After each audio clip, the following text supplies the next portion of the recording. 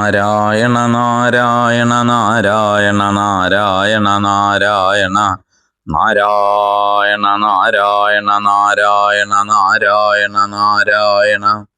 ഗുരുവായൂരപ്പാ ശരണം, ഗുരുവായൂരപ്പാ ശരണം, ഗുരുവായൂരപ്പാ ശരണം. ഹരയേ നമ. സ്വാമിയേ ശരണമയ്യപ്പ. നമ്രാണാം സന്നിധത്തെ സതതമപി പുരസ്തൈരനഭ്യർത്ഥിതാനപി അർത്ഥാൻ കാമാനജസ്രം വിതരതി പരമാനന്ദ സാന്ദ്രാം ഗതിം ച. ഇത്തം നിശേഷലഭ്യോ നിരവധിക ഫല പാരിജാതോ ഹരേ ത്വം ക്ഷുദ്രം തം ശക്രവാടീദ്രുമമഭിലഷതി വ്യർത്ഥമർത്ഥ്യോ വ്രജോയം. നിശേഷാത്മാനമേനം ഗുരുപവനപുരാധീശമേവ ആശ്രയാമ. ശ്രീ ഭട്ടപാദമനിശം ഹൃദി ഭാവയാമി. ഓം ശ്രീകൃഷ്ണപാദമനിശം ഹൃദി ഭാവയാമി. ഗുരുവായൂരപ്പാ ശരണം. നിശേഷാത്മാനമേനം ഗുരുപവനപുരാധീശമേവ ആശ്രയാമ. സർവത്ര ഗോവിന്ദനാമ സങ്കീർത്തനം. ഗോവിന്ദ ഗോവിന്ദ. കാരുണ്യാൽ കാമമന്യം ദദതി ഖലു പരേ സ്വാൽമദസ്ത്വം വിശേഷാൽ ഐശ്വര്യാദീശതേന്യേ ജഗതി പരജനേ സ്വാൽമനോപീശ്വരസ്ത്വം. ത്വയ്യുച്ചൈരാരമന്തി പ്രതിപദമധുരേ ചേതനാഃ സ്ഫീതഭാഗ്യാഃ ത്വം ചാത്മാ രാമയേവേതി അതുലഗുണഗണാധാര ശൗരേ നമസ്തേ. ഗുരുവായൂരപ്പാ ശരണം പ്രസാദിക്കണേ. കാരുണ്യമുള്ള ഈശ്വരഭാവങ്ങള് ധാരാളമുണ്ട് ലോകത്തില്. അതുപോലെ നമ്മുടെ സമൂഹത്തിൽ കരുണയുള്ള, മനസ്സിന് അലിവുള്ള ധാരാളം മനുഷ്യരെ നമുക്ക് കാണാൻ സാധിക്കും. അന്യരുടെ ദുഃഖം കാണുമ്പോൾ നമുക്കും മനസ്സലിയാറുണ്ട്. പക്ഷേ അതിലൊന്നും കാര്യമില്ല. എന്തേ? ദുഃഖിതന്മാരെ കാണുമ്പോൾ നമുക്ക് അവരോട് കൂടിച്ചേർന്ന് ദുഃഖിക്കാം. നമ്മളെന്താ പറയുക? എൻ്റെ അനുശോചനം അറിയിക്കണോ? അനുശോചിക്കാം എന്നർത്ഥം. എന്നല്ലാതെ ആത്യന്തികമായി ദുഃഖം ഇല്ലാതെ ആക്കാൻ നമുക്കാവില്ല. അതിന് നമുക്ക് ഗുരുവായൂരപ്പൻ തന്നെ വേണം. കാരുണ്യമുള്ള ഈശ്വരന്മാർ അഥവാ ഈശ്വരഭാവങ്ങള്, അവരെ ആശ്രയിക്കുന്ന ആൾക്കാർക്ക് അനുഗ്രഹങ്ങളെല്ലാം നിറവേറ്റി കൊടുക്കും. എന്നാൽ കാരുണ്യാൽ കാമമന്യം ദദതി ഖലു പരേ. പിന്നെന്താ ഗുരുവായൂരപ്പനും മറ്റുള്ളവരും തമ്മിലുള്ള വ്യത്യാസം? സ്വാൽമദസ്ത്വം വിശേഷാൽ. ഗുരുവായൂരപ്പൻ അവനവനെ തന്നെ കൊടുക്കുന്ന സമ്പ്രദായം നമ്മുടെ ഗുരുവായൂരപ്പന് മാത്രമേ ഉള്ളൂ. നമ്മള് ഗുരുവായൂരപ്പനെ കിട്ടണം എന്ന് വിചാരിച്ചിട്ടാണോ നമസ്കരിക്കാറുള്ളത്? അല്ല. നമുക്ക് നമ്മുടേതായിട്ട് അനേകം ആഗ്രഹങ്ങള്, അഥവാ ആഗ്രഹങ്ങളൊക്കെ സഫലീകരിക്കപ്പെടണം, നിറവേറ്റപ്പെടണം. അതന്നെയാണ് നമ്മുടെ ആവശ്യം. അത്രയേ ഉള്ളൂ. അല്ലാണ്ട് ഗുരുവായൂരപ്പനെ കിട്ടണം എന്നൊന്നും നമുക്ക് തോന്നാറില്ല. എന്നാൽ ഗുരുവായൂരപ്പനെ ഒന്നങ്ങട് നമസ്കരിച്ചാലോ? നമ്മള് ആവശ്യപ്പെട്ടതും അല്ലാത്തതുമായിട്ട് എല്ലാ ആഗ്രഹങ്ങളും വാരിക്കോരി വർഷിച്ച് തന്ന് അവസാനം ഞാൻ ഇങ്ങനെയൊന്നും പ്രതീക്ഷിച്ചിട്ടില്ല എൻ്റെ ഗുരുവായൂരപ്പ മഹാപ്രഭോ, അവിടുത്തെ അനുഗ്രഹം എന്ന് മാത്രമേ പറയാനുള്ളൂ.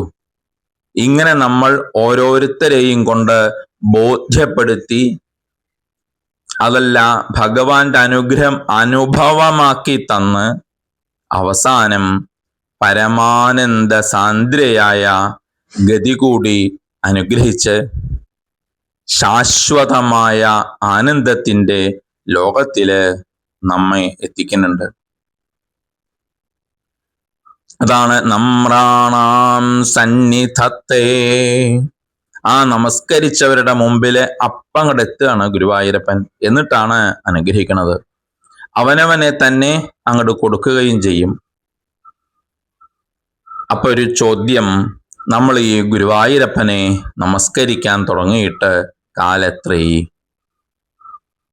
ചിന്തിച്ചിട്ടുണ്ടോ എന്നാണ് താൻ തൻ്റെ ജീവിതത്തില് ആദ്യമായിട്ട് ഗുരുവായൂരപ്പനെ നമസ്കരിച്ചത്. ഓർത്തു നോക്കേണ്ടതാണ് എപ്പോഴാണ് എന്നുള്ളത്.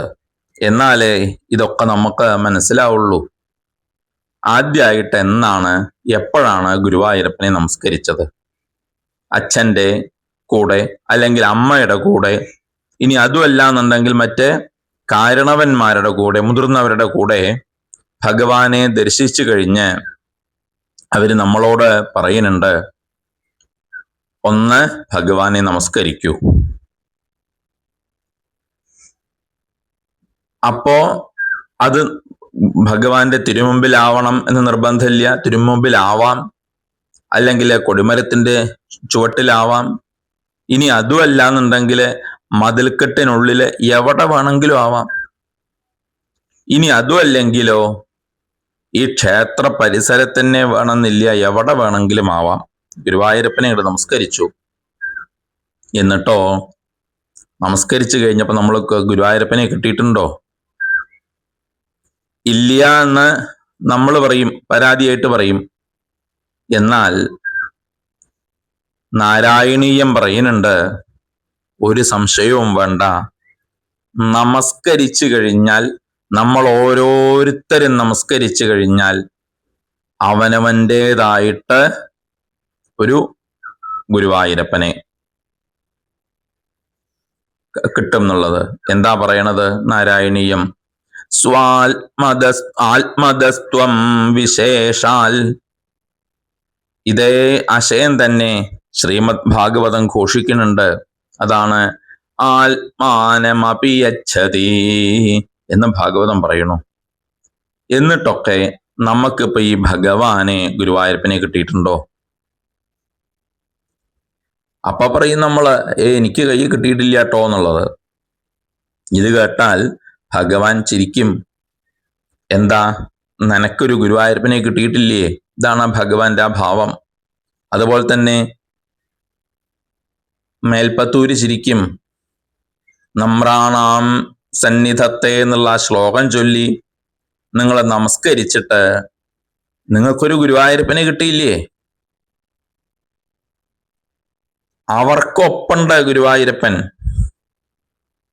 നമുക്ക് അവനവൻ്റെതായി സ്വാതന്ത്ര്യത്തോടു കൂടിയിട്ട് എടുത്ത് ഉപയോഗിക്കാൻ, എൻ്റെ എന്ന് പറഞ്ഞിട്ടേ സ്വന്തം ആയിട്ട് ഉപയോഗിക്കാൻ കിട്ടിയിട്ടുണ്ട്.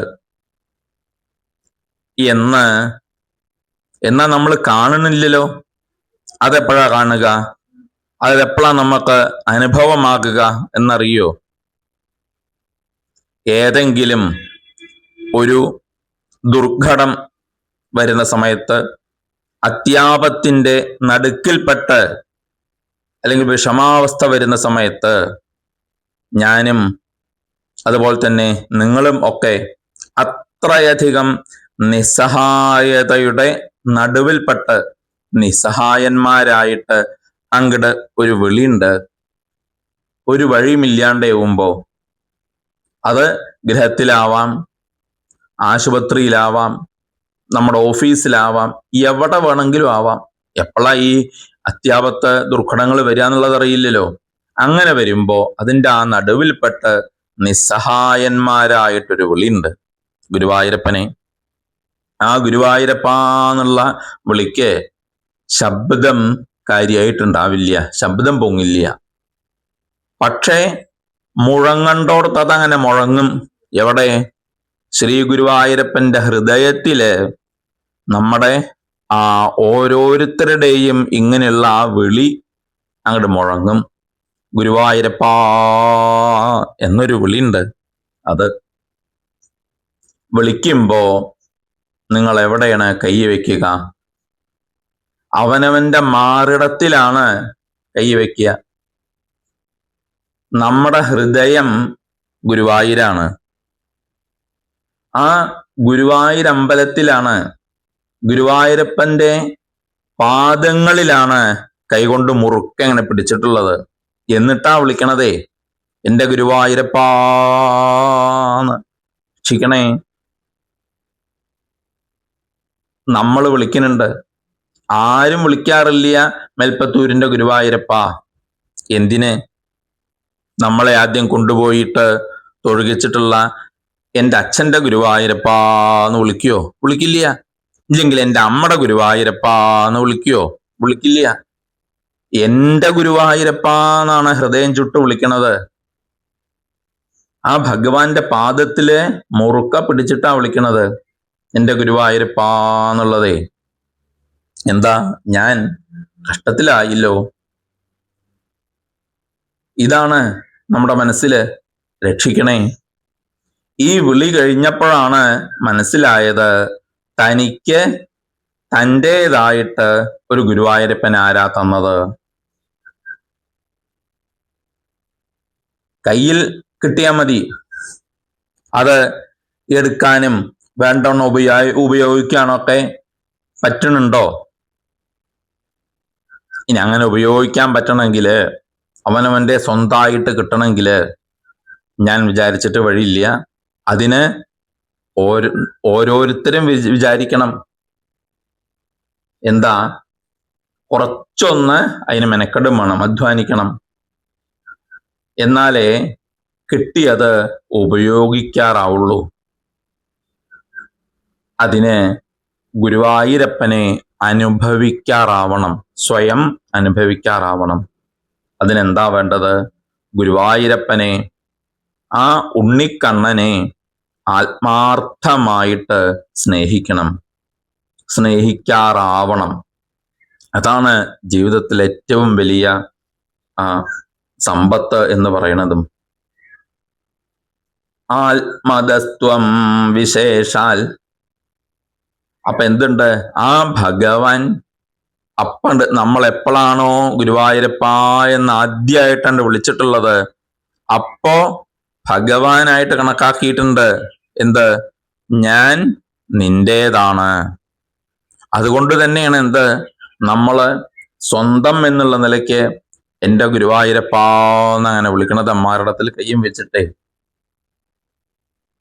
ഇപ്പൊ ഇവിടെ കാണാം ഒരു നമസ്കാരമുണ്ട് മേപ്പത്തൂരിന്റെ. നമസ്കരിച്ചാലുള്ള വൈഭവത്തെ അദ്ദേഹം എടുത്തു പറയുന്നുണ്ട്. അതാണ് ആ നമ്രാണാം എന്നുള്ള ആ സന്നിധത്തെ എന്നുള്ള 8ാമത്തെ ശ്ലോകത്തിൽ നമ്മൾ അനുസ്മരിച്ചത്. എന്നിട്ട് നമസ്കരിക്കാതിരുന്നാലോ? നാമം ജപിക്കണം, നാരായണീയം വായിക്കണം, ഭാഗവതം വായിക്കണം എന്നൊക്കെ പറയണമെങ്കിൽ പറയുന്നയാള് ആദ്യം അത് ചെയ്തിരിക്കണം. ഇത് പറയുമ്പോൾ ഓർമ്മ വരണത് ശ്രീരാമകൃഷ്ണ പരമഹംസര്, അദ്ദേഹത്തിന്റെ സത്സംഗം പ്രസംഗം അങ്ങനെ നടന്നുകൊണ്ടിരിക്കുന്ന സന്ദർഭം, പ്രഭാഷണങ്ങള്. അപ്പൊ അതിലെ ഒരമ്മ ദിവസേന വന്ന് കേൾക്കും. കുറച്ച് ദിവസം കഴിഞ്ഞപ്പോ ആ അമ്മയുടെ ഭർത്താവിനെയും കൂട്ടിക്കൊണ്ട് വന്നു ഒരു ദിവസം. എന്നതിന് ശേഷം സ്വാമിജിയോട്, രാമകൃഷ്ണ പരമഹംസരോട് അഭ്യർത്ഥിച്ചു,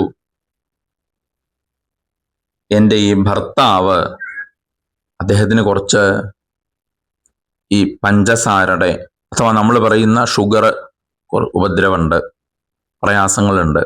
അതുകൊണ്ട് അതൊന്ന് കഴിക്കരുത് എന്ന് പറയണം. അദ്ദേഹം ആവട്ടെ ഗൃഹത്തിൽ എവിടെ ഇത് ശർക്കര കണ്ടാലും പഞ്ചസാര കണ്ടാലും എടുത്ത് കഴിക്കും. അതുകൊണ്ട് അതൊന്ന് കഴിക്കരുത് എന്ന് സ്വാമിജി ഒന്ന് കാര്യമായിട്ടൊന്ന് അദ്ദേഹത്തിനെ ഉപദേശിക്കണം. ഇതാണ് നമ്മുടെ അഭ്യർത്ഥന. സ്വാമിജി പറഞ്ഞു ആവാം. അങ്ങനെ അന്ന്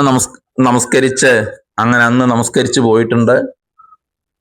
പിറ്റേ ദിവസം രണ്ടുപേരും കൂടിയിട്ട് പ്രഭാഷണം കേൾക്കാൻ വരുന്നുണ്ട്.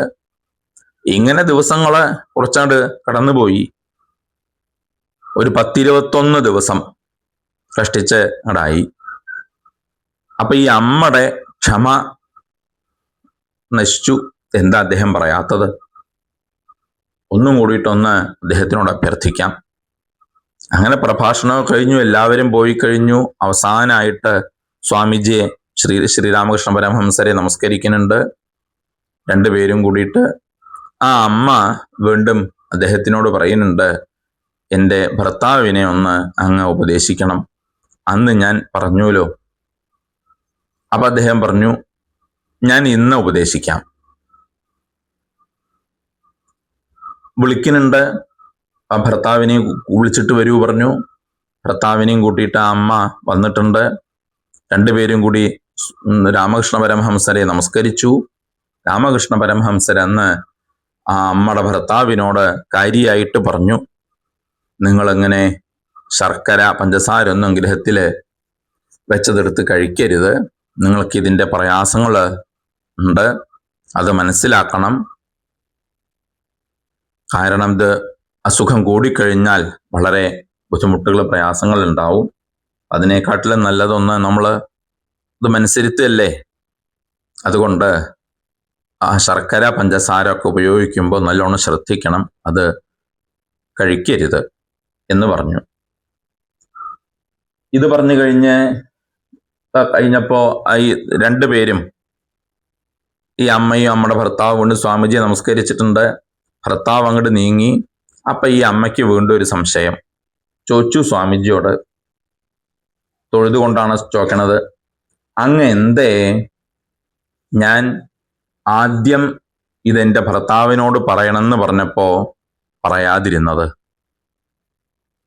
പുഞ്ചിരിച്ചുകൊണ്ട് സ്വാമിജി മറുപടി പറഞ്ഞു, ഈ ശർക്കര എന്നുള്ളത് എനിക്ക് വളരെ ഇഷ്ടമാണ്. ഞാനത് ഒരാളോട് കഴിക്കരുത്, ഉപയോഗിക്കരുത് എന്ന് പറയണമെങ്കിൽ ഞാനത് കഴിക്കണത് നിർത്തണം, എന്നിട്ടാണത് പറയാൻ വയ്ക്കൂ. അപ്പൊ അത് നിർത്താൻ വേണ്ടിയിട്ട് ഈ പറഞ്ഞ പോലെ തന്നെ ഒരു 2-3 ആഴ്ച എനിക്ക് ശ്രമിക്കേണ്ടി വന്നു. അതുകൊണ്ടാണ് വൈകിപ്പോയത്. ഇപ്പൊ ഒരു 4-5 ദിവസമായിട്ട് ഞാൻ കഴിക്കാറില്ല. അതാണ് അമ്മ വീണ്ടും അഭ്യർത്ഥിച്ചപ്പോ ഞാൻ അദ്ദേഹത്തിനോട് അത് കഴിക്കരുത് എന്ന് പറഞ്ഞത്. ഇതിന്ന് എന്താ മനസ്സിലാക്കേണ്ടത്? നമ്മള് നാമം ജപിച്ചാലാണ് ഒരാളോട് ജപിക്കൂ എന്ന് നമുക്ക് പറയാനുള്ള അധികാരമുള്ളൂ. അതുപോലെ നാരായണീയത്തിൽ 8-ാമത്തെ ശ്ലോകത്തില് ഭഗവാന് നമസ്കരിക്കുന്നുണ്ട്. നമസ്കാരത്തിന്റെ വൈഭവത്തെക്കുറിച്ച് പറയുന്നുണ്ട്. ഗുരുവായൂരപ്പനെ ഒന്നങ്ങോട്ട് നമസ്കരിച്ചാൽ ആ നമസ്കരിച്ചിട്ടുള്ള ആളെ ഭഗവാൻ അനുഗ്രഹിക്കും. അദ്ദേഹത്തിന്റെ എന്തൊക്കെ ആഗ്രഹങ്ങളാണോ അതെല്ലാം തന്നെ അദ്ദേഹം ചോദിച്ചതും ചോദിക്കാത്തതും എല്ലാം